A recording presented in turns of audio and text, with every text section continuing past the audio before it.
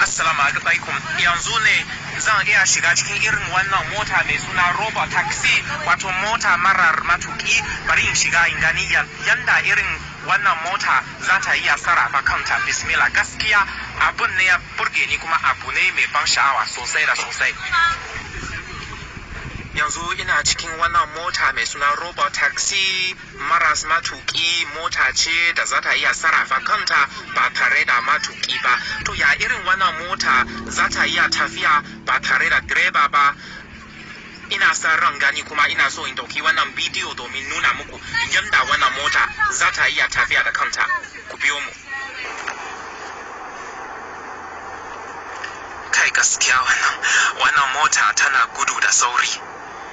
Ni na ji dan tsoro saboda ashe kun ga mota tana tsayawa. Kaga mota ta tsaya cik saboda za mu wuce mararaba